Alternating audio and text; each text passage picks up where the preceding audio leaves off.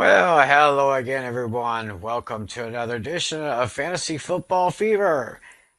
It is Friday night, January 23rd, 2026. Wherever, whenever, however you're watching, thanks for making this part of your week. My name is Timothy McClellan, and of course, joining me as always, the host of the Hooked on Sports podcast, Mr. John Flynn, as well as our league commissioner, John Natale. And first of all, before I do anything else, want to thank you guys for carrying the show for me from last week since I had a little flu bug, or not a flu bug, it was like a stomach bug. I don't know if it's a stomach bug or whatever it was. Kind of took me down a little bit, but I'm back now. I'm back and ready to go. So, how you guys feeling? Yeah, doing pretty good. Yeah, we're in within less than 48 hours. We're gonna know who's going to the Super Bowl, and also some breaking news from. I mean, Tim already knows about this, but for all you fans out there in our league, we have a new member confirmed for next season. Tell him, Tim. Ooh. Oh, yes, we do. And the announcement was actually made last night on the Hmm. Panic and Pick'em show when Natalie was giving his picks for Championship Sunday. We have our good friend from across the ocean. He is joining us next year, the man known as Vampire Luke. So, Yes, sir. yeah, so he's going to be another one. So that's going to bring us to 11. So we'll definitely need to get one more person next year to make it an Hmm. even 12. But Vampire Luke, it's going to be awesome to have you here, bro. Oh yeah. It's going to be awesome. So just let you know, John Flynn is here. I know y'all can't really see him there very well, but he is so bundled up in his clothing because somewhere in that Empire State, it is like in uh, the teens in the wind chill factor, right? No, so Oh, the air temperature right now where I am is 17 degrees. The wind 17. chill is 0. Ooh. Oh, Ooh. zero Jeez. wind chill. Yeah, yeah, it's Yeah, very cold up there. and yeah, and 6 of the next 7 nights here, the wind chills are good at night are going to be at or below 0. So we're in for the long haul. Yeah, over here in Northeast The, Texas, the, where I live, yeah. yeah, we got ice warning for the next couple of days. Ooh. So the roads are going to have to be very, very empty. So any of y'all out there in Northeast Texas, do not go anywhere unless it is a desperate emergency. Icy roads is a recipe for disaster. Oh yeah. So I'll be careful of that. Oh So, yeah. but anyway, we are here to talk about. And thing is that and, and Tim and also and think about it, and the weather is going to be a huge factor across all across the country, but it will not be a factor for the two games coming up on Championship Sunday. Yeah, believe it or not, it looks like those two games are going to be in very nice weather, which I wish we could have right now. But this Sunday, four teams will enter, but only two will move on to Santa Clara, California, and Super Bowl 60. We're going to give you our picks and our predictions for those games in just a little while. But first of all, of course, we always start with the hot topics. And, well, the coaching carousel is just continuing to whirl around and around and around. I mean, it has just been a crazy time for the head coaches looking for new teams here. And where's my? I made that little list from the notes that I got from Flynn earlier today. So first of all, going into Atlanta, the Falcons.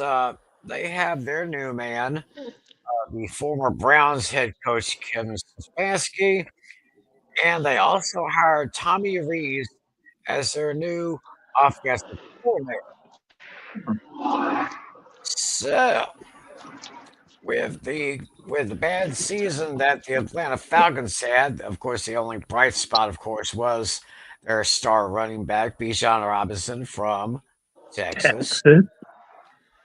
So, Flynn, Stefanski and Rees in Atlanta. I think that's a terrific hire, and I think that the Falcons being the runners up for the John Harbaugh sweepstakes, they wind up they got the consolation prize with Kevin Stefanski. And look, Kevin Stefanski, I think, is a great hire. He won Coach of the Year twice with the Browns, and it's not hard. It's so hard to do because those are the Browns' only two playoff appearances in the last 20 plus years. And it really wasn't. And he was never really set up for success because of the dysfunction, all across the organization, from ownership, um, and who's picking the guys in the draft, and how they botched the quarterback position throughout this time there. Stefanski did not want Deshaun Watson. He did not want Shador Sanders, but ownership wanted him anyway. And Stefanski was set up to fail there. Now you have Atlanta, and I think you have the combination of him and Tommy Reese. I think they're going to be all set on running the football. So I think this pretty much locks in, barring anything unforeseen. Bijan Robinson being being the consensus first pick in fantasy draft next summer. All right, then. So, And also another thing, the Falcons also are bringing in Bill Callahan to be the offensive line coach. So I mean, and he is the toughest offensive line coach in the league. So he's going to get results in Atlanta. So 2,000 yard season for Bijan Robinson on the ground, possibly. maybe. Yeah, I could see that happening. I could see that happening. Over in Miami, they have their new man right now as the head coach, Jeff Halfley. Don't think I'm familiar with that name. Yeah, Miami fans are Yeah, like, so ooh. Jeff Halfley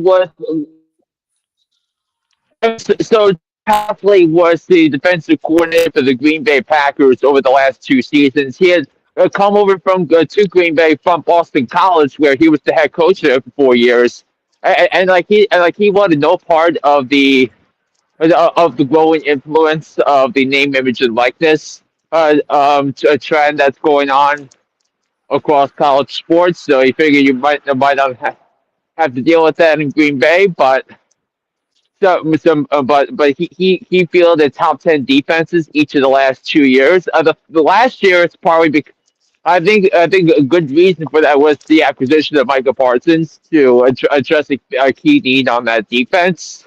Right. But yeah, but I wouldn't judge it just yet because I think the key here for this organization is to build through the draft because they're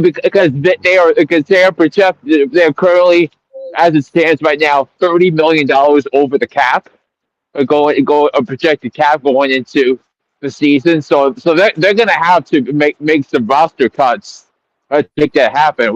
Does this mean that Tyreek Hill is a foregone conclusion for him to be cut? Probably. Does it also mean they cut ties with Devon Achane to get under the cap? So that's the first order of business to get under the cap for free agency. So you have that as a thing, but I think it's really going to be judged on the roster, and I think Jeff Hafley does bring a no as brings head coaching experience and what I believe is a no nonsense attitude. We'll see how it plays out in Miami because Miami is certainly a different breed from Green Bay. In terms of the culture of both of those towns. Ah,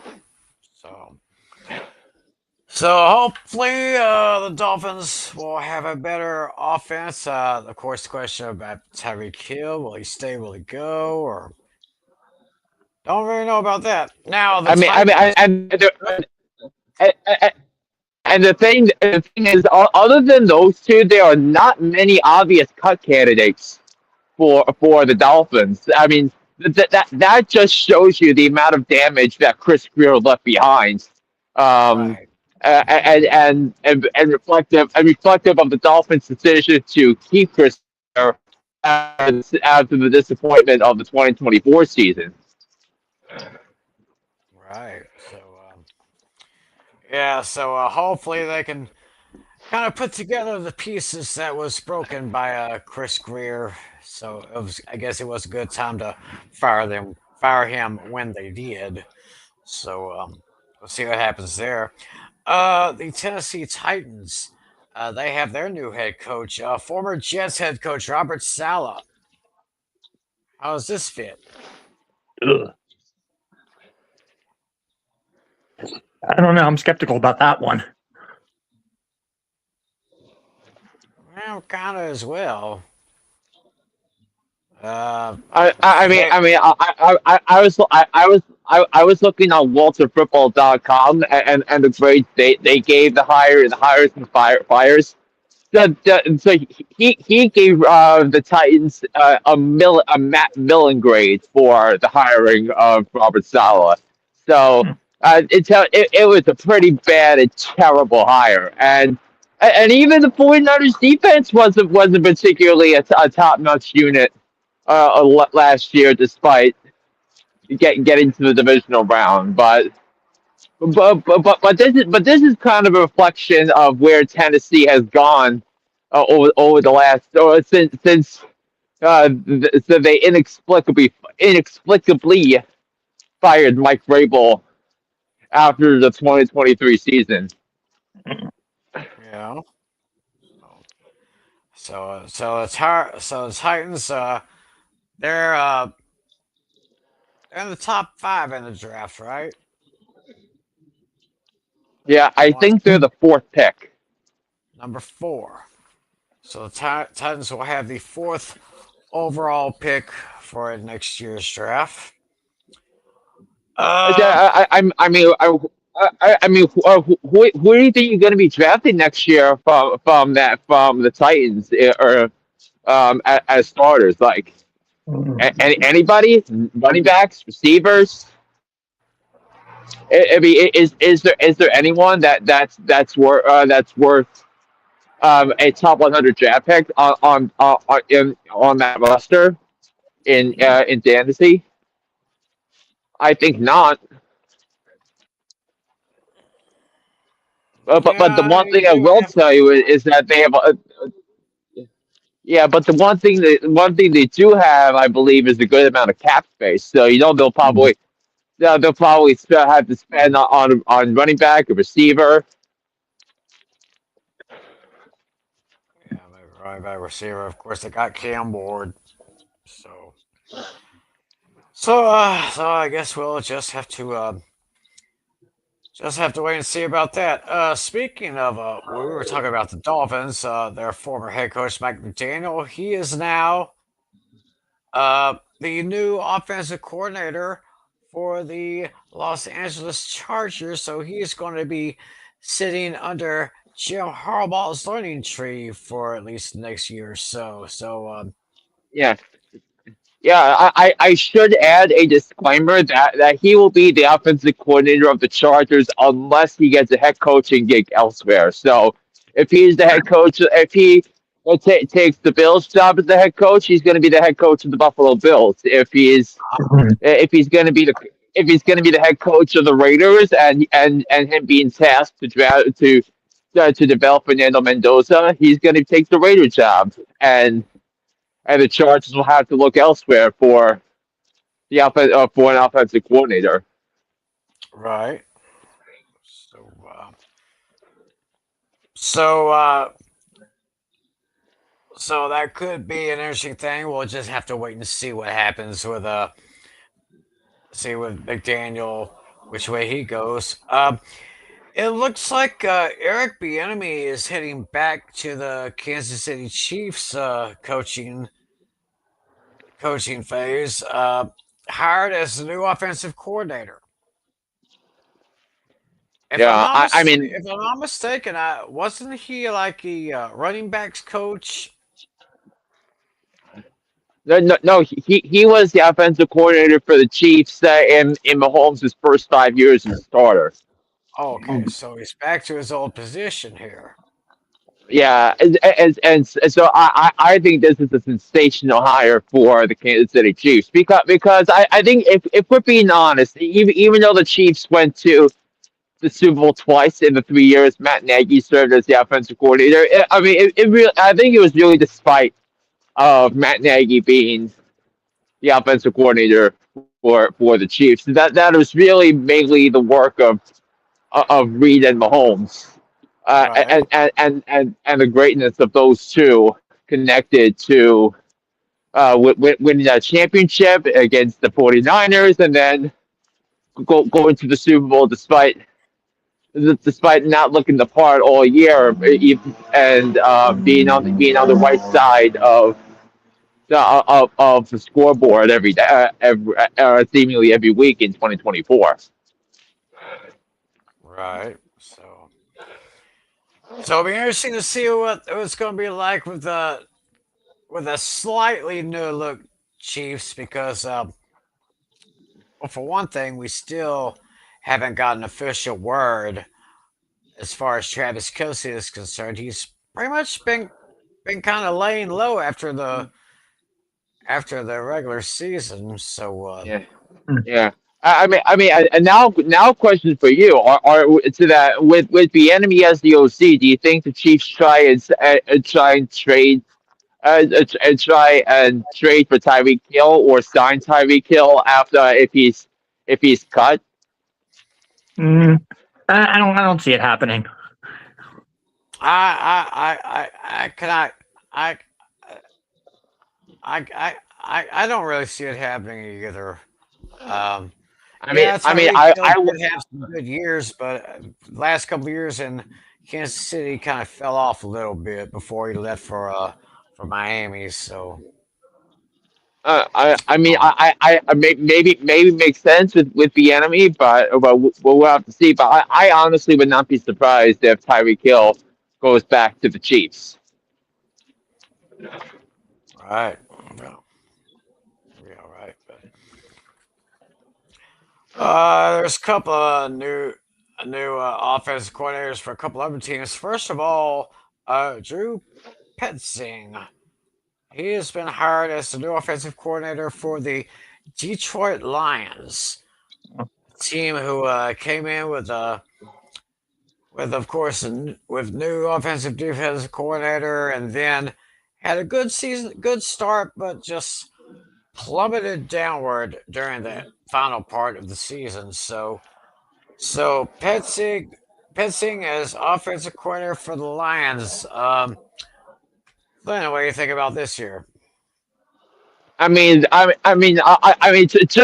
you look at the talent for the Lions, you thought it would have been a coveted position for someone like Mike McDaniel so or Cliff Kingsbury or Brian Dable, but the fact that he is the offensive coordinator instead of instead of those highly sought after names, I think that's a failure by the organization, and the Lions' poor drafts of the last 2 years, I think, are the reason why. I would say the root cause behind them missing the playoffs this year. So they really need to get back to things and really bolstered that offensive line because the Lions were clearly unprepared for the sudden retirement of their All-Pro center Frank Ragnow, Right. and and they weren't really the same same since then. So, but that's not an inspiring hire at all. Doesn't really look flashy to me here. New defensive coordinator in Tampa Bay, Zach Robinson. Yeah, offensive coordinator for the Atlanta Falcons under Raheem Morris the last 2 years is now the same thing for the Tampa Bay Buccaneers, and I don't find that to be an inspiring hire either because because not even Zach Robinson can maximize the talent of the quarterback. Now it didn't help that the Falcons completely botched the quarterback situation. Uh, with Kirk Cousins and Michael Penix Jr., but it also didn't help that the Falcons were winning games and Zach Robinson's play calling left a lot to be desired. So I'm kind of concerned about the long term future for the Tampa Bay Buccaneers, especially if Todd Bowles kept his job after that collapse in the second half of the season. Yeah. Yeah, they had that big collapse, and I was kind of disappointed because I think they were my preseason pick to win the NFC South, but Yeah, they're my expect to win the Super Bowl. So I totally botched that one. I think we're probably not the only person that botched that. I'm sure a lot of people out there did when they made their preseason predictions here. Mm-hmm. Which Now we yeah. Tampa was the consensus pick to win the NFC South. I mean, every expert you could think of said that they didn't believe in the Falcons process. They thought the Saints were in year one of a massive rebuild. The Panthers Mm-hmm. they felt were like a year or two away. Obviously, Carolina won the division last year, but it's hard. It's going to be hard to see them repeating next year with the schedule they had to play a first place schedule next year. That means the same place finishers that they will see next year are Seattle, Philly, and the same place finisher in the AFC. Hold on, they play the AFC North.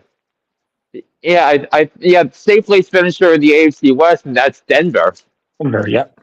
Ooh. So they have to play Philly, Seattle, and Denver next year, while the other teams don't have to in their division don't have to play them. Ooh. That is a tough 3 games right there. Very tough right there. Now on to Buffalo, where things have been getting kind of ugly Mm-hmm. as of late. Uh, they keep Brandon Bean, but they decided to fire head coach Sean McDermott. And Ooh. if that's not bad enough, it seems as if the owner of the Bills was kind of uh how do I say this? He was throwing his young wide receiver under the bus. Mm. Uh, Flynn, ugly situation in Baltimore. I mean, not in Baltimore, in Buffalo. Ugly. Yeah, yeah. Just think of what Sean McDermott and Josh Allen have done since the Pagulas took over. Think of where the Bills were in the '90s, and but from '99 until they hired Sean McDermott, they did not make the playoffs at all. And it was, part of it was the Patriots striking gold with Belichick and Brady and Kraft and all that, but. So, but the Bills hadn't won the division in quite a long time. So that's really a kind of reflection of the Pagulas and not knowing what they're doing. I mean, if you look at their history as the owners of the Sabres, the Sabres were one of the more successful franchises in the NHL in the expansion era. They didn't have a Stanley Cup championship to show for it, but they were consistent championship contenders until they took over as the owners. So but what also makes no sense to me is quite a startling reality for Brandon Bean because ever since they drafted Josh Allen traded up to draft Josh Allen in 2018, they had 56 draft picks since then, and they've only drafted two Pro Bowlers. Hmm. James Cook and Dawson Knox. That's it. Wow. Scary. And yet here's promoted over McDermott. Now, I think it didn't help that Sean McDermott yielded a go ahead touchdown drive in the fourth quarter with 4 minutes left against Bo Nix. But it also it tells you that maybe Bean was the problem all along because I think the players love Sean McDermott. So I think there's more questions than answers, and you have to wonder more questions about the ownership Right. because when you have stability at the quarterback position, when you have stability at the head coaching position, look, the owners can take a step back and let them go, but but when you don't know about the head coach, I mean, it better be Brian Dable at this point because if you think about what Dable did with Josh Allen and given that he took a bad Giants roster to the playoffs and won a road playoff game, I mean, he's got to be the guy, right? Yeah, I don't see why not. Yeah. I'd see what happens there. I mean, man, and of course, like I said, I was saying after the Bills lost last week, it seems like Josh Allen's Super Bowl window is kind of starting to close a little bit, even Here though I he am. may still be. Oh, there he is, people! Live and in color, finally indoors, getting to warm up a little bit before he gets on his ride. So there he is. But anyway, yeah, that situation in Buffalo is kind of ugly, and we're going to have to keep an eye on that situation here in the next couple of weeks. Now,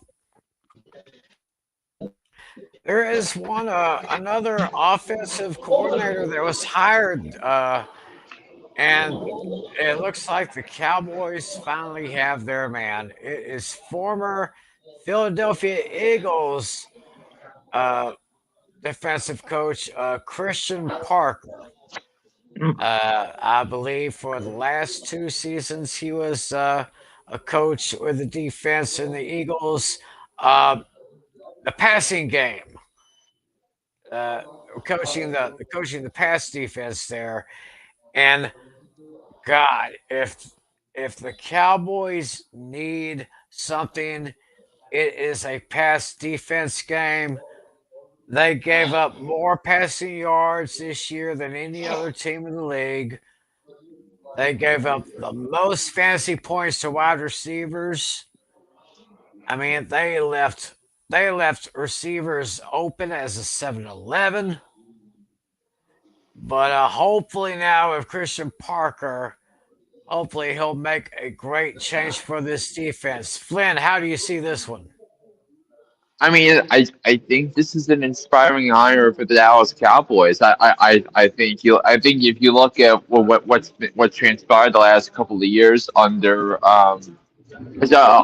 under out coach and outdated coordinators, you have to think this is a breath of fresh air because he is first of all a Vic Fangio disciple, and I think and Vic Fangio is one of the best defensive minds in the entire league. And I think the Cowboys really needed to change their approach. So when it comes to defending when it comes to defending the forward pass, so yeah, so I think you have to be inspired by that for if you're Dallas. Oh yeah. Yeah, I mean, any good change will do us some good, especially on the defense. I mean, it was historically bad last year, that's pretty much it right there. Yeah, Now there are. and go ahead. I was just going to mention there are four teams that are still looking for some offensive coordinators right now. That would be Arizona Cardinals, Philadelphia Eagles, Las Vegas Raiders, and the Cleveland Browns. So those four teams still looking for offensive coordinators. Meanwhile, there are six head coaching jobs that are still open right now, and those jobs I alone. Yeah, and I think you should also cut it to five because this doesn't include what the Baltimore Ravens did yesterday and hired Chargers defensive coordinator Jesse Minter to be their new head coach. Oh yes, yes. So we can knock the Ravens off the Hmm. vacancy list there. So who was that? This guy Minter. Where was he Y- before they hired him? So he was the Chargers defensive coordinator. Oh, okay. So Yeah, and Minter was an assistant with the Ravens for 4 years, and then eventually joined Jim Harbaugh's staff at Michigan. And then when Jim Harbaugh left to join the Chargers, Minter went with him. Um, yeah, so you have that, and Minter coached up good defenses. I mean, this was on the heels of what happened before he got there, when that Chargers defense gave up 63 points to Aiden O'Connell and the Raiders that one time. Yep, and now he's going to be the head coach for the Baltimore Ravens, succeeding John Harbaugh, whom he coached under for 4 years. so still, I guess they're still kind of defensive minded since historically the Ravens have had a defense that has pretty much finished in the top 15 for many years. So just have to see what happens there. So now we take the Ravens off the list of head coaching vacancies. So right now it's just the Steelers, the Browns, the Bills, the Raiders, and the Cardinals who are all looking for head coaches. So you think one or more positions may be taken sometime in the next 7 days? Yeah, maybe Dable to the Bills will probably be the next one if I had to guess.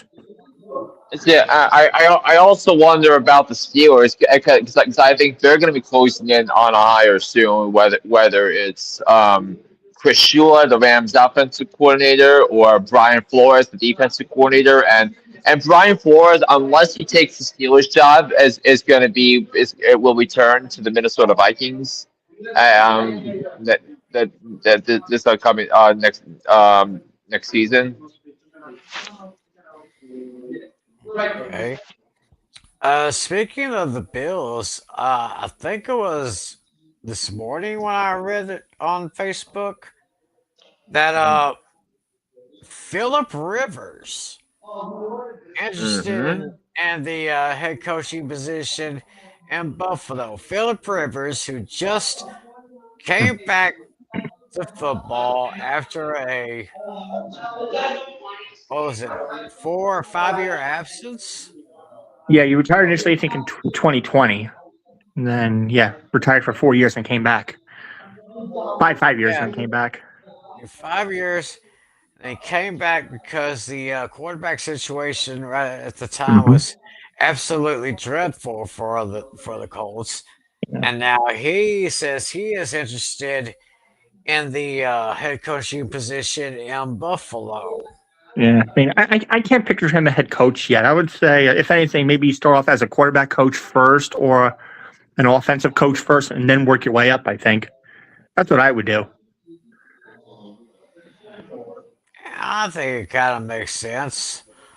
Flynn, what do you think about possibility of Rivers in Buffalo? I don't think it's going to happen, but I just think you have to take your chances. I think with that. We'll just we may have to see what happens there. So, well, we had someone say hello earlier. Daniel Bear Sports Highlights. Happy Friday. Hey, guys. Hey, Daniel. How you doing? Thanks for watching, buddy. Getting to the end of the season. Seemed like only yesterday when this whole thing started. So, Yeah. I guess that covers all the coaching carousel as far as I know. Yeah, I mean, I Yep. posted earlier in the chat that was a surprising one. They're not the Giants are not expected to bring back their best guy, Carmen Brasillo. That kind of shocked me. It's, I think a lot of Giants fans are disappointed, and obviously you want someone to be as good or better, but I think but you want the offensive coordinator and the offensive line coach to be lined up on how to get your run offense together because the offensive line has to block Mhm. Yeah, for running backs and designed runs. So. yeah. And I'm kind of surprised he's keeping Charlie Bolin. That was somewhat of a surprise to me. Ball and that the Giants actually have played well defensively Hmm. after he took over for Shane Bowen, so I'm not Yeah, surprised about that. yeah, But also what should also be noted is if Todd Monken does not take the Browns head coaching job, he'll be the offensive coordinator for the Giants. yeah. That would be okay with. Yeah, I think he's a strong hire. I think the Giants have not had an elite offensive a coordinator, play caller for about 20 years or so. All right. Yeah, since the Coughlin era. Yeah. Man, the Coughlin era seems eons ago. Hmm. Yeah. But, I think that's as far as I know. I just went down my notes here, and looks like we pretty much covered everything. Hmm. Yeah, Unless there's something I missed. in terms of the coaching carousel, yeah.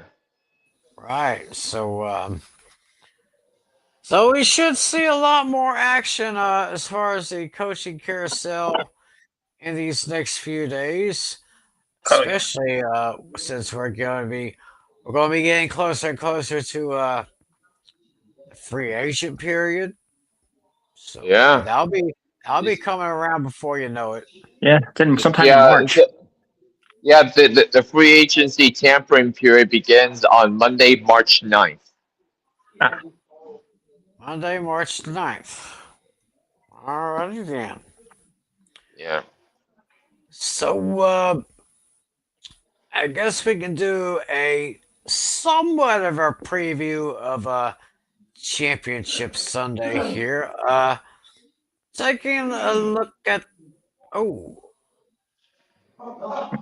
It's I guess we got wanted trivia for. So that could be a place to warm up with trivia. So you guys have your questions. Let's knock them out of the way. Hey, yeah, I'm not going to object. I'm not going to object to that here. yeah, So, yeah. You can go. You can go first, Tim. I just want to make sure I get my info right. I'm getting my question ready. So you go first. I want to make sure I have the right all right, information. Mhm.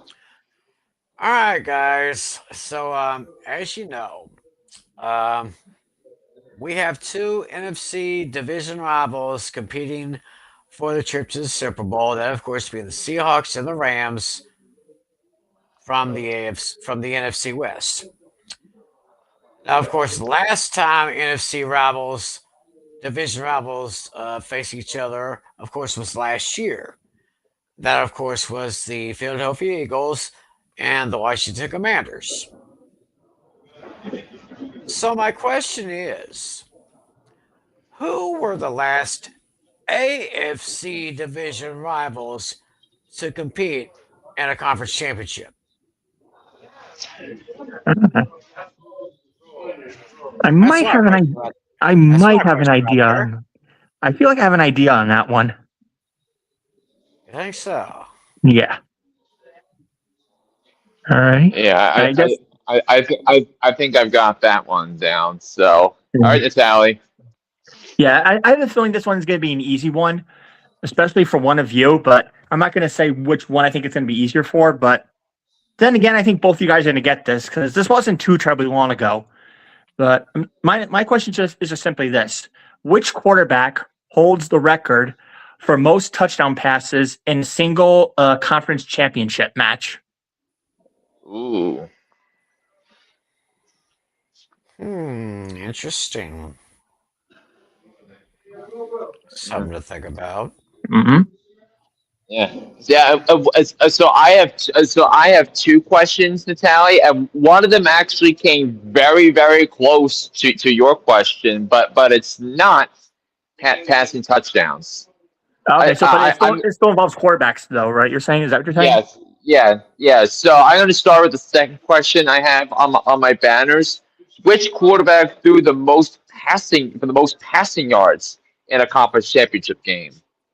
Hmm. Ooh, and there's several good possibilities here. Wow.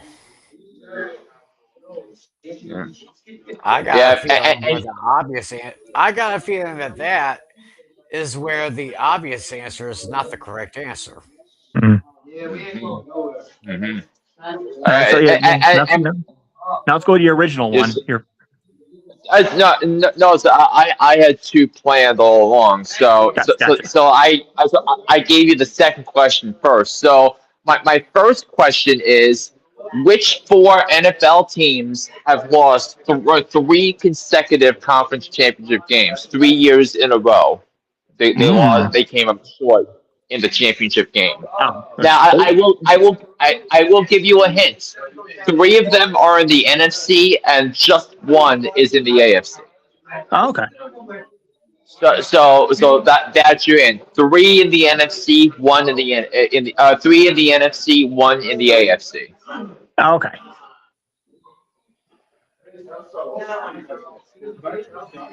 That's another good one right there. That is another good one. Well, anyway, we're going to be thinking about those answers. We'll, of course, have the answers in just a little while. But first of all, we'll have our little preview on the championship games. Of course, we'll make our picks here in a little bit. But right now, we're talking like possible fantasy points. For the last was it a couple of weeks now? We did a mock draft each week for the playoffs. So kind of looking at these games here and seeing who could pull off some pretty good fantasy points here. Let's start with the first game on the list: New England at Denver. Now, I'm kind of thinking. Now, of course, Denver is going to have to start Jared Stidham, Mm-hmm. who, of course, the end of last week's game, Bonick suffered a tore. Can't remember what. I don't. It wasn't an ACL, but No, he had a broken bone in his ankle. Yeah, broken bone. I knew it was his ankle. I don't know if it was a sprain or no, but it's a broken bone. So he's basically out for the rest of the season.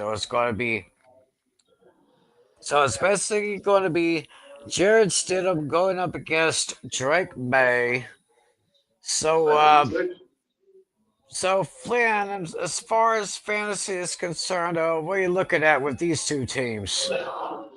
Yeah, as the Broncos lost a big time impact player in Bo Nix, they look poised to get a big time player back because J.K. Dobbins, who had missed a good chunk of time due to injury, yeah, he practiced all three of the practices this week, and he is expected to return for the AFC Championship game.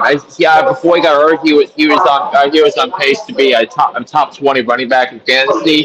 So that would obviously be a huge boost to him. So I kind of think that kind of lowers the stock for RJ Harvey because I feel like they're going to split the rushing attack here. When it comes to how it's going to play out, but man, I think it's a big boost here um, for the Denver Broncos to get him back. So I'm looking at him. I'm also looking at Cortland Sutton as well because Sutton's playing obviously, he's got a tough matchup going up against Christian Gonzalez. I think it's going to be a defensive minded game. I think this is going to be a game where I think the team that runs the ball that's best at running the ball is going to win. It's going to win the game on Sunday, and I think that's how I think it's going to shape up. All right, Natalia, your thoughts for Patriots and the Yeah, Broncos? this game was incredibly hard to decide. Honestly, both these games can go either way. Yeah, I'm going to be looking at the New England's rushing attack. It's kind of, as of late, Ramondre Stevenson, I think, is slowly taking back the number one lead role. So yeah, although Travion Henderson kind of had it in the regular season, it appears that Stevenson is going to be taking it back. I could see maybe a 60 40 share there. I think Stevenson will get a touchdown, but Travion Henderson won't. I think Travion Henderson will be more involved in the passing game and less in the running game. And yeah, I think passing game. I think they're gonna rely on Hunter Henry a lot with Diggs. Diggs situations all over the place, so he might be losing some focus there. But yeah, on the Broncos side, I think the defense is going to put up a good fight. But in the end, I'm taking the New England Patriots to win this one and to go to the Super Bowl, with my score being 26-23. Okay, yeah, I think, the one thing I'm going to be taking an eye on Jared Stidham. I'm going to keep an eye on him. Just mentioned J.K. Dobbins going back into the lineup. So be interesting to see how he does against there. And of course, Denver had a top five defense for pretty much for the most of this, for the better part of the season. So it's going to be interesting how the Patriots offense is going to deal with that Denver defense, but we'll see what happens there. Now, as far as the NFC Championship match, the the Rams against the Seahawks. Ooh. Uh, Flynn, what are you going to be taking a good look at? I wonder aloud who's going to win the matchups. I mean, there are several matchups I'll be looking at, but I think the one I'll be looking at is Puka Nakua going up against Devon Witherspoon. I mean, Witherspoon was arguably the best corner in the game this year, while Puka Nakua has been one of the two was a top two receiver in the NFL this year. The number one receiver, I would argue, is playing on the opposite side of the spectrum with Jackson Smith and Jigba. So and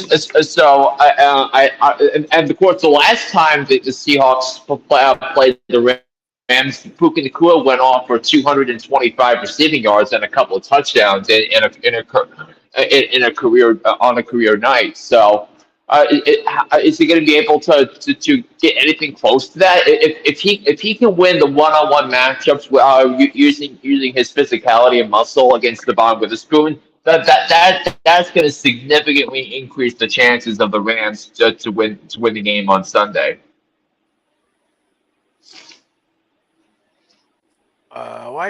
What are you kind of looking at there, Natale, as far as this one is concerned? Yeah, I definitely see this as a battle of the offense here. Yeah, both of these defenses are going to struggle here, and yeah, this I think like let's say putting conferences and divisions aside, this has the makings of a Super Bowl written all over it. If divisions wasn't a thing, if conferences weren't a thing, let's say this was a free for all, anybody can play anybody. This has the makings of a Super Bowl written all over it. This game is going to be an incredible slugfest. Both of these defenses are going to struggle. Both quarterbacks are going to go off. I see each of them getting 2+ touchdown passes here. But it's going to come down to which receivers have the more momentum. I think I see only one receiver on each side getting touchdowns. That's going to be Puka Nakua, JSN. Both of them are going to get 2 touchdowns apiece. This is going to be a huge slugfest. This one was a really hard one for me to decide. It's going to be a very high-scoring game. And, yeah, I'm sticking to my original prediction that I made when the playoff bracket came out. I feel like it would be a cop-out to switch out at this point. So I'm going to take the LAR to go to the Super Bowl for the first time since 2022. And they're going to win this one towards the last minute of the game. They're going to get a defensive stop to win, 37-34.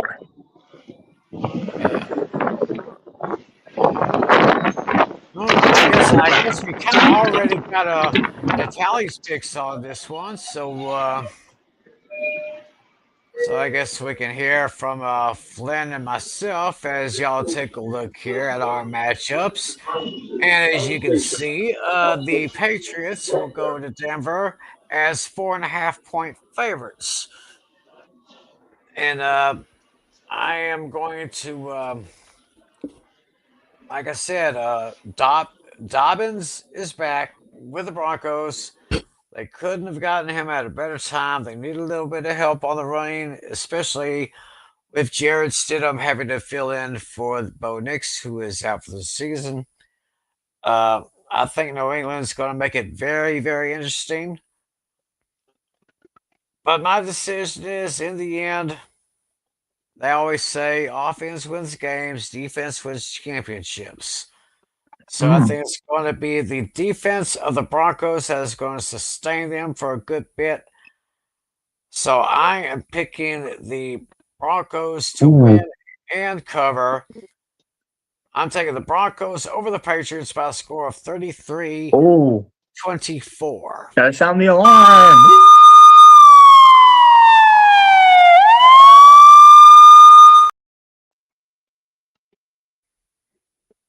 Yeah, I guess that does count as an upset special. Yeah, it absolutely does. Yeah. Let's hear what Flynn says about this one.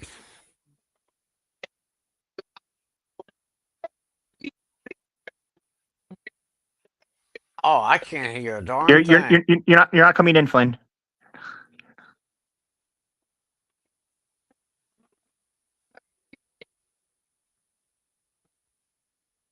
Oh, still nothing yet.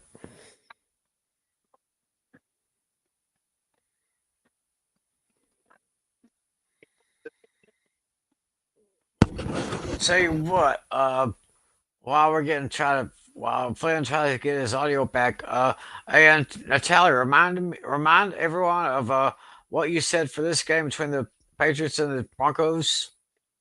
Yeah, this one is pretty much going to be a very defensive affair. It's going to go back and forth, but in the end, I have the Broncos with the points, but I have New England winning this one 26-23. When like I said earlier, when the playoff bracket came out, I had the Patriots going to the Super Bowl, and I'm going to stick by that. And you probably remember when you had me on your show last week, I did state the winner of the Texans and Patriots would go to the Super Bowl.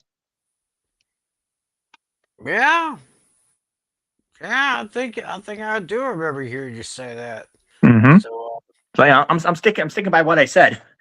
I have the right. Patriots going. Yeah, it looks like Flynn is getting readjusted, so we'll see if we Yeah, get him after this. So Natale is sticking to his guns, people. Yeah. I feel like it would be a cop-out to switch out at this point. I already had to change my picks once because they were a bust in the regular season. Right. But if the Rams or the Patriots were eliminated prior, then I obviously would have made another change. Yeah. But since both of them are still there, I'm just sticking by it. So after all, I got 3 out of the 4 teams right, representing the conference championship, with my only miss being the Bills. Yeah. So I wonder if Flynn's got readjusted or reconnected or anything like that. Sorry, Flynn, not quite hearing anything right now. Now he's still choppy.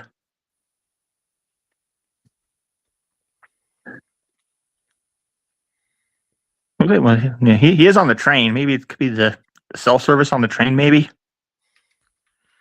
I don't know. I mean, well, I guess weather might be a factor. Yeah. I guess. Yeah.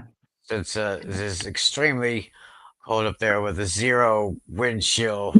Oh yeah, true. That's definitely another factor. Well, you'd probably know right there because I think, if I'm not mistaken, you once lived in New York State. Well, close, New Jersey, but yeah, same, almost the same thing. Right. I've been on those trains before. Can you hear me now? There we go. We got you. Oh, there he is. There he is. Yeah. Yeah. Yes. So I think so. As I was gonna say, I think the thing with this game, is that are the Patriots going to have how the Patriots' plan of attack is going to be against getting to the quarterback because the 2 teams they faced, home against the Chargers, home against the Texans, their offensive lines were in shambles. They were dreadful. But now you have the number 1 offensive line in the NFL for PPF, and I think it's going to be a much taller task for a team like the Patriots to have any success getting to the quarterback. And I don't think Jared Stidham is a scrub at all. I think all things considered, I think he's not necessarily a terrible quarterback by any means. So I think you have to wonder aloud. The motivation factor, obviously, because Stidham was drafted by the Patriots in the 4th round in 2019, Brady's last year with the Patriots. So yeah, you have to wonder about the motivation for that. And you also, but then you also have to wonder about Drake May, and I think and him having the season he had. So I'm going to grab the 4.5 points to the Broncos, but I don't have the guts to pick an upset special on Championship Sunday. Give me the Patriots to win 24-20. All right, so Tim, you're the lone wolf on this one. Yep. We'll just see what happens there. And now to probably what is going to be probably the better game between the two, in my opinion. Oh, yeah. Los Angeles Rams at the Seattle Seahawks. Seahawks at home at 2.5-point favorites. This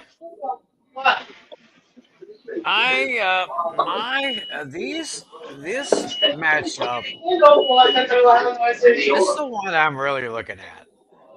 I'm looking at probably 2 of the best receivers in the entire league playing against each other. You got Jackson Smith Najigba, and you got Puka Nakua. Of course, as I always say, Nakua Matata. What a wonderful phrase. What a wonderful phrase it is. It's going to be interesting. I mean, I can see those guys getting at least a touchdown catch in this game. Hmm. I can definitely see that. But I mean, Sam Darnold has been having a great year. I think it's his playoff inconsistency, or if he makes the playoffs, he doesn't. I mean, Matthew Stafford, he is having a kind of season, and he does very well in the playoffs historically. So I kind of agree with what Natalia said. This is going to be an offensive matchup here. It's going to be nip and tuck, but I'm going to say this. I think there has been at least, I know there's two last week. I think there was one the week before, and then there was two more the week before that in the wild card. So I guess there was like 4 or 5 games so far this postseason has gone to overtime, if I'm not mistaken. That sounds about right. Hmm. 4 or 5. I think I'll say 5-5. You know what? I'm going to say 6. This one is going to. I believe this one's going to go into overtime, and it will be a field goal that is going to win it. But somehow the Rams are just not going to be able to make it to try to tie up the game. I am taking the Seahawks over the Rams in overtime, 27-24. Ooh. All right. So yeah, Flynn's the tiebreaker. I have the Rams. Tim has the Seahawks. What do you say, Flynn? Yeah, I think that this game, I think I think both of you have ignored the reality of this game. So the Seahawks have the number one scoring defense in the NFL this season. Their defense is so well constructed. They are so well rounded, and they do a lot. They do a lot of things well. They tackle well. They defend well. And whenever you have battles between the number one scoring offense and the number one scoring defense, you have to trust the number one scoring defense to get it done. I think Sam Darnold's going to do just enough. I think Kenneth Walker the third is going to be good. I think the Mike McDaniel is going to outcoach Sean McVay on Championship Sunday. So I'm going to go with the majority. I'm going to go with I'm going to agree with Tim on this one. I like the Seahawks to win the game 26-21. Ooh. So yeah, all three of us have different Super Bowl matchups. So yeah, Flynn has Seahawks and Patriots. I'm Rams and Patriots. And Tim has the Seahawks and the Broncos. Yeah, interesting. Very weird how that goes. Oh yeah. So, just for a little reminder, Patriots and Broncos, the coverage starts at 3 p.m. Eastern Time on Sunday. The game will be on CBS and Paramount Plus with Jim Nance and Tony Romo on the call with that one. Mm-hmm. And meanwhile, the Rams and Seahawks will be the coverage starts at 6:30 p.m. on Fox. And of course, you'll have Kevin Burkhardt and the GOAT Tom Brady with the call for that game. Wow. All right. So right when one game ends, another one begins. Whew. 6 hours of nonstop action. Yeah, there you go. Yeah, my favorite Sunday of the NFL season, Championship Sunday. Oh yeah. Yeah. I'm off from work that day, so I'll be able to watch. All right. So once again, it is trivia time. It's time to see if we can figure out the answers to the questions that we came up with. So I guess we'll start with the question that I asked. Mm-hmm. So I said that, as we know, the Rams and Seahawks are division rivals. They'll be playing in this year's NFC Championship match. Last year, it was the Eagles and the Commanders in the NFC Championship match. So my question was, what two AFC division rivals face each other last time that AFC division rivals competed in a conference championship? Yeah, I have a guess. I'm just going to say the very first thing that came into my mind. I'm going with the Bills and the Patriots. Hey, Bills and Patriots, interesting. Flynn, you got a guess? It's been all New England and Kansas City the last couple of last 15 years. I don't think the division rivals were good enough to get to the championship game. So I'm gonna go with the classic Ravens Steelers. Oh, you might be right. I have a feeling you might be right on that one. True, true. So, Natalie Yeah, said Bills and Patriots, right? yeah. Flynn, I think Flynn might be right.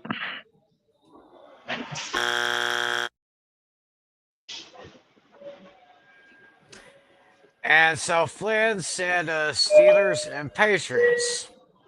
I said the Steelers and the Ravens. Ravens.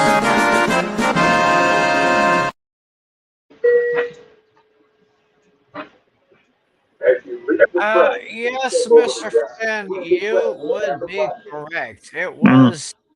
It was the 2008 AFC Championship game, which took place on January 18th, 2009 at Heinz Field. I don't care what they call it now; it's still Heinz Field, damn it. Yep. Uh, and it was a game where the Steelers beat the Ravens by a score of 23-14. Mm. And if I'm not mistaken, that's where I'm not mistaken, that was when the Steelers and wasn't it the Steelers and the Packers that year for the Super Bowl? No, it was the Steelers and the Cardinals. Oh, Steelers and Cardinals. Okay. All right. So it Ah, was the Steelers and the Cardinals that played in that Super Bowl. So, yes, Mr. Flynn is correct. The last two AFC division rivals to compete in a conference championship were the Ravens and the Steelers. ah. All right, so I guess it's time for mine now. Yep. Alrighty, so yeah, mine is just simply this: which quarterback has the record for having the most touchdown passes in a single conference championship game? Well, I was thinking Tom Brady is too obvious. Uh, Peyton Manning may be a little bit too obvious. I've come down to two quarterbacks. Alrighty. Uh, I'm going to say one. I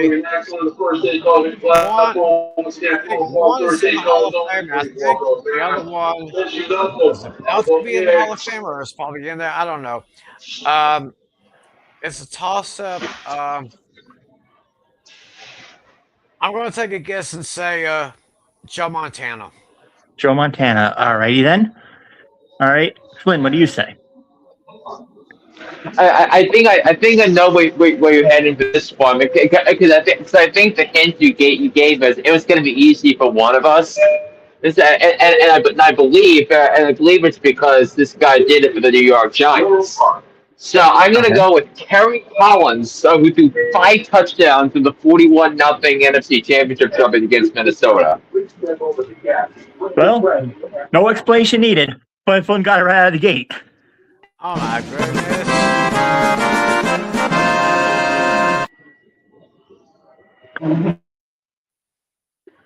Somehow I had a feeling you were going to remember that one. My goodness gracious. Tim, your guess was pretty decent. Yeah, Joe Montana did make the list. He had 3 in a game. He did that in 1989's conference championship. Okay. What about my other guess? My first guess was Joe Montana. My other guess was Drew Brees. Let's see. I think Drew Brees is somewhere buried on here. Let me see. How many championship games did Drew Brees play? I don't think he played a lot. Yeah, Drew Brees also had 3. He did that on January 24th. So yeah, the anniversary is tomorrow. He did that 2010's NFC Championship against the Vikings. I'm just using the StatMuse website. It only shows 25 names. Yeah. You gotta pay more if you want some expanded stuff. Yeah. So there we go. Yeah, Flynn, you went 2 for 2. Awesome. All right, not bad, not bad. Okay, Flynn. Yeah. As what Flynn said, Kerry Collins had 5 that year. Well, yeah. So Tim, would you mind pulling up one of the banners for me, please? Yeah. Let me let me scroll down. Okay. Let's show this first one right here. Which 4 NFL teams have lost 3 consecutive conference championship games? Well, the first AFC team that came to my mind was the Bills, Yeah. but it could be the Chiefs. But I'm gonna go with Bills. But as far as my NFC teams, I kind of had some rapid fire names in mind. I have the Packers. I have the Saints. And what was the other one that I had? Packers, Saints, and yeah. Oh, geez. 49ers. Okay. He said there was 1 AFC team and 3 NFC teams. My NFC teams are the Vikings, the Cowboys, and the Lions. Oh. And the AFC team that lost 3 straight, I'd say was say the old San Diego Chargers. Yeah, I was actually considering Vikings and Lions. I was considering those. Wow. So most of these guesses are all over the place. So Natalia went with the Packers, the Saints, the Niners, and the Bills. Yeah, none of them are correct. Yeah. Yeah, and as for Timmy, so who do you say for the AFC? I've just picked the old San Diego Chargers. And then you went with the Cowboys, the Lions, and the Vikings. Right. I mean, you only got one of them correct. Oh.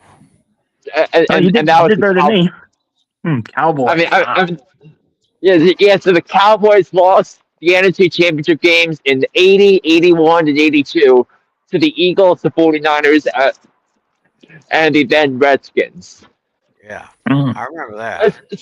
So the other NFC teams, so the Rams lost 3 straight NFC Championship games, in 70, in 76, 77, and 78. One to Minnesota and twice to Dallas. And two of you, two guys are gonna kick yourself in the groin for this third one. The Philadelphia Eagles. Oh, the Eagles. Remember they had the Eagles played in 4 straight NFC Championship games in the early 2000s, and they lost the first 3. Oh yeah, that was back when Andy Reid was their head coach. Yeah, 2001 they lost to the Rams. 2002 they lost to the Tampa Bay Buccaneers, and in 2003 they lost to the Carolina Panthers. And the AFC team that had lost 3 straight AFC Championship games, the then Oakland Raiders. Oakland Raiders. In 73, they lost to the Dolphins, and in 74 and 75, they lost to the Steelers before finally beating them in 76. Right. So it's the Cowboys, the Eagles, the Rams, and the Raiders. Oh, that was a really good Cowboys, one. Cowboys, Eagles, Rams, Raiders. Yep. And then then the next name on next question, if you could pull it up. Yep, Uh, yeah, got through. which quarterback threw for the most passing yards in a single AFC Championship game? Mm, yeah. Yeah, I think the people would pick the most obvious ones and say either Tom Brady or Pat Mahomes, but I'm not going to go there. I'm going to go with Peyton Manning. Uh, you know what? I'm going to tend to agree with that. I was going to say maybe Drew Brees again, but Possibly, yes. it would be possibly Drew Brees. But I guess now that Natale said Peyton Manning, I said, yeah, I think Peyton Manning did have a huge passing game one time. So I will agree with Natale and say Peyton Manning. All righty. All right, so great job by Natali, not choosing the obvious because it wasn't Tom Brady, nor was it Patrick Mahomes. Oh, yes. Right. Tim, play the Family Feud graphic, please. Oh, Oh, it was Drew Brees, wasn't it? No, and the and I the the correct answer. Yeah, you're gonna go crazy. So Natali, pull up the stat news of that question. The correct answer is Dan Marino in Dan Marino. 1984. What's Dan it saying? Marino. It says most passing yards in the conference championship. That was the question. Hold on. Yep. Hmm. Most passing yards in conference champion. Yeah. I want to see how close it was. Yeah, Champion. Dan Marino was first. I think 421 passing yards in the 84 AFC Championship game against the Steelers. Wait a minute.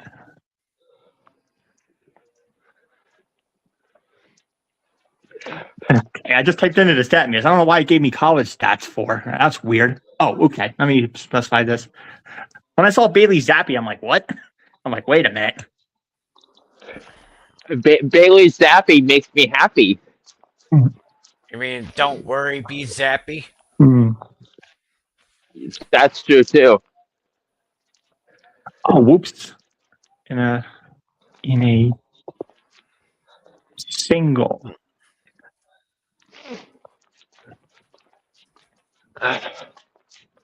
Let's see. What? Okay. Yeah, I can't. I guess it's not coming up right. Here, let me see Okay, if let me see if I can find it. most Yeah, but I mean, I can't pull it because I'm still walking. Yes, I can Or I should say confirm it. basketball. It's okay, Natalia. I can confirm it. Uh-huh. It was Dan Marino Mm-hmm. for 421 yards against the Steelers in the '84 AFC Championship game. How close were we on Peyton Manning? Uh, let's see here. Peyton Manning. Let's take a look here. Oh, Peyton Manning is number 2. We were that close. Yeah, 400 even. That- 400. Yeah.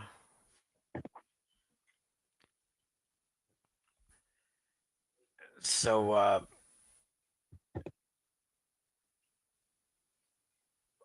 it was here. Troy Aikman is 8th, was 380. Not bad. That was the NFC Championship '95. As that was against the Packers as well. So, I think we lost Flynn's audio again.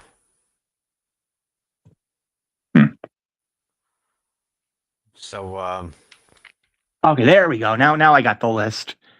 yeah. Yeah. They say Matt Ryan was 3rd and 4th. Then it was John Elway, Tom Brady, Kerry Collins. The name we had earlier. No, I think that was that same game from my trivia question. Yeah.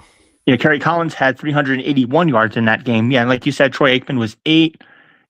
Yeah, so yeah, Peyton Manning made the list twice. He was second and ninth.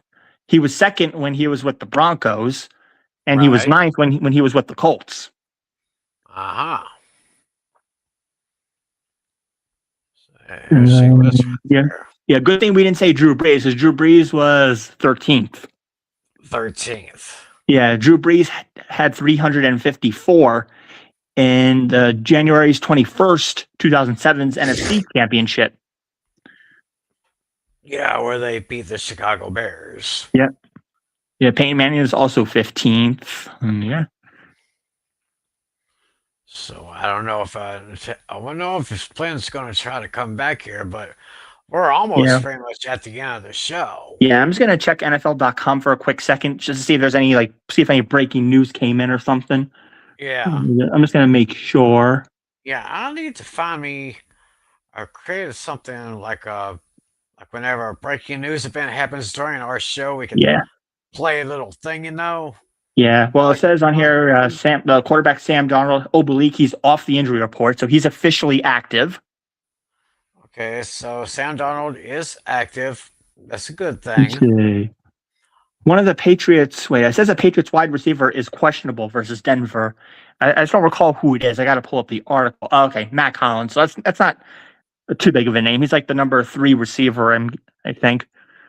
So not a huge loss, whether or not he plays. He's dealing with an Right. abdomen injury. Okay. Yeah, that's from NFL.com. Let's. All right, I'm just gonna go to ESPN for a second, just for comparison. Right. I went to, and sometimes sometimes different websites will show us different things. Yeah, I do. All right, now I'm just gonna go to the NFL tab. Let's see.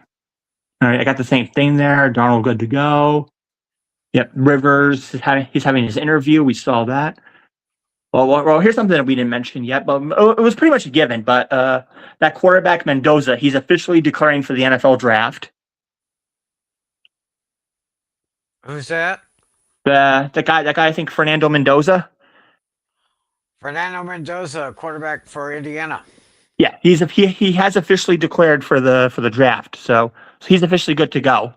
So yeah, he'll likely remain that number 1 pick, in this case is the Raiders.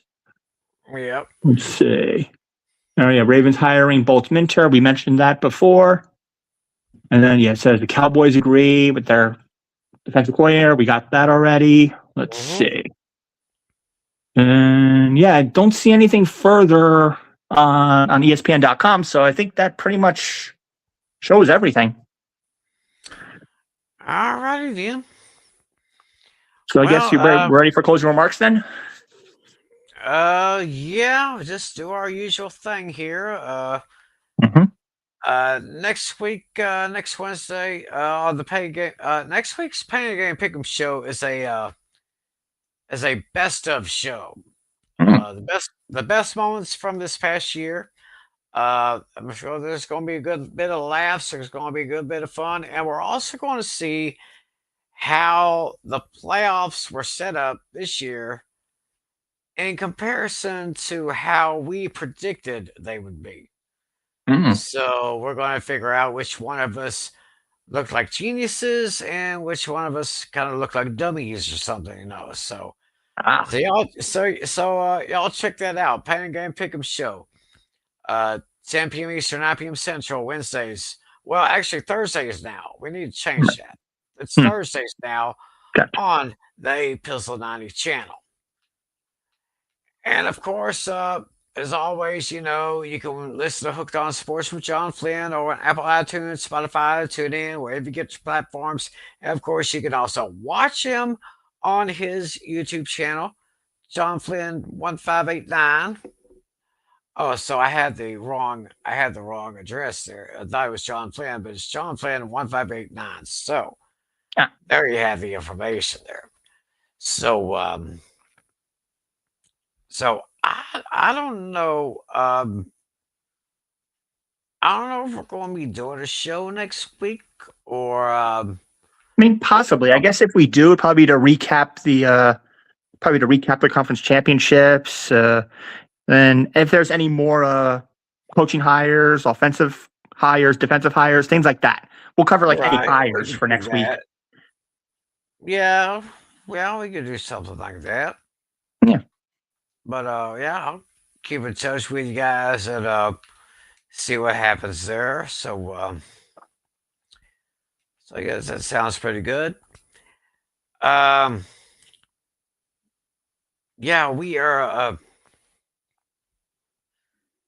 less than 48 hours away from Championship Sunday. It is going to be a great, great day. 4 will enter, but 2 will depart to Cancun or wherever they want to take their vacations because the other 2 Mhm. will be having a date in Santa Clara, California. Oh yeah. So that's gonna be work right here. Oh, we have this guy here says hello. Hey, hopefully you watched a little bit of the show because we're at the ending right now. Like, Yeah. kind of reminds me of the old Muppet Show. I used to watch that when I was a kid. Hmm. Remember those two old guys sitting in the balcony that would heckle everybody? You know? I think so. Yeah, one of Hmm. it'd be like, "Hey, hey, wake Hmm. up! Oh yeah. Huh? You're missing the best part. What part is that? The Mhm. end." Mhm. So yeah, you just call it the ending here, but hey, glad to have you here. We'll probably have another show 1 week from tonight. Mhm. Y'all we'll keep in touch and hopefully let everybody know what's going on. And hopefully next week Flynn will have a better connection because I don't know what it was this week because usually it doesn't affect him that much. And for some reason, my camera was kind of choppy, Yeah. even though it worked, and Hmm. even though you heard me. Hopefully, we'll fix things up. Hopefully, it'll be better than ever next week. Okay. Natalia, I guess I'll see you next week. Yeah, I guess this puts a bow on the show officially. Yeah, 6 hours of nonstop action. Once the first game ends, the other one begins. So yeah, get your snacks, get your popcorn. Yeah, tomorrow's gonna be a great day for snacks. Actually, tomorrow's Saturday. Oh, sorry, Sunday. Sorry, I got a little excited there. Hey, it's okay to be excited because it is Championship Sunday. Oh yeah. So I guess I'll do it for our show. So until next time, for John Natale, our commissioner, and for Mr. John Flynn, my name is Tim McClellan. Thanks for joining us, everyone. Enjoy all the action on Sunday. God bless you all, and as always, be a good sport.